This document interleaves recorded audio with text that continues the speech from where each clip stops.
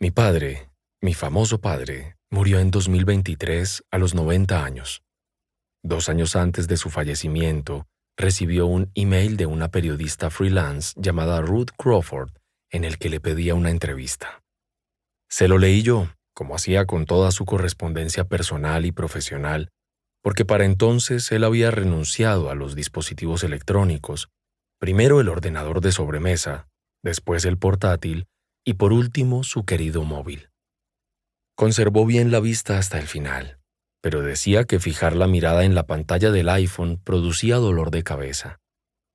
En la recepción posterior al funeral, el doctor Goodwin me comentó que era posible que mi padre hubiera sufrido varios mini derrames cerebrales antes del grande. Más o menos cuando renunció a su teléfono, debió de ser 5 o 6 años antes de su muerte, me jubilé anticipadamente de mi cargo de superintendente escolar del condado de Castle y pasé a trabajar para mi padre a jornada completa. Había mucho que hacer. Él tenía una asistenta, pero las tareas de ésta recaían en mí por la noche y los fines de semana. Por la mañana lo ayudaba a vestirse y por la noche a desvestirse. Cocinaba yo casi siempre y limpiaba a mi padre cuando alguna que otra vez, en plena noche, no conseguía llegar al cuarto de baño a tiempo y se lo hacía encima. También contaba con la ayuda de un encargado de mantenimiento, pero para entonces Jimmy Griggs también iba ya para los 80, así que acabé ocupándome yo de los quehaceres para los que Jimmy no daba abasto, desde cubrir con mantillo los preciados arriates de flores de mi padre, hasta desatascar los desagües cuando era necesario. Nunca nos planteamos la posibilidad de una vivienda tutelada, pese a que desde luego mi padre habría podido permitírselo. Después de una docena de mega bestsellers a lo largo de 40 años, su situación económica era más que holgada. El último de sus amenos mamotretos, Donna Tartt, New York Times, se publicó cuando mi padre tenía 82 años. Él se sometió a la obligada ronda de entrevistas, posó para las obligadas fotografías y después anunció que se retiraba.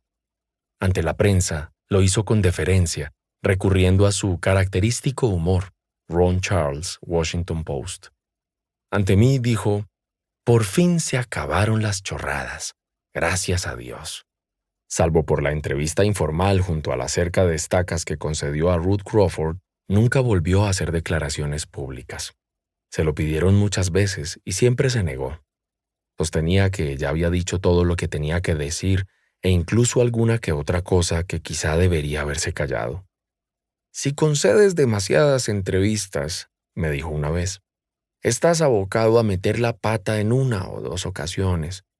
Esas son las citas que perduran, y cuanto más viejo te haces, más probable es que ocurra». Aún así, sus libros continuaron vendiéndose, de modo que su actividad profesional prosiguió. Yo estudiaba con él las renovaciones de los contratos, las ideas para el diseño de portadas y alguna que otra opción para el cine o la televisión, y comencé a leerle diligentemente todas las propuestas de entrevista a partir del momento en que ya no era capaz de leerlas él mismo. Siempre decía que no, y la propuesta de Ruth Crawford no fue una excepción. «Dale la respuesta de costumbre, Mark. Me siento muy halagado por su petición, pero no, gracias». Sin embargo, vaciló, porque esta era un poco distinta. Crawford quería escribir un artículo sobre mi padre y su amigo de toda la vida, David Butch Laverdiere, que había muerto en 2019. Mi padre y yo fuimos a su funeral en la costa oeste, a bordo de un Gulfstream alquilado. Mi padre fue siempre comedido con el dinero, no tacaño, pero sí comedido. Y el exorbitante gasto de aquel viaje de ida y vuelta decía mucho sobre sus sentimientos por el hombre a quien en la infancia yo llamaba Tío Butch. Pese a que no se veían en persona desde hacía 10 años o más, esos sentimientos seguían siendo profundos.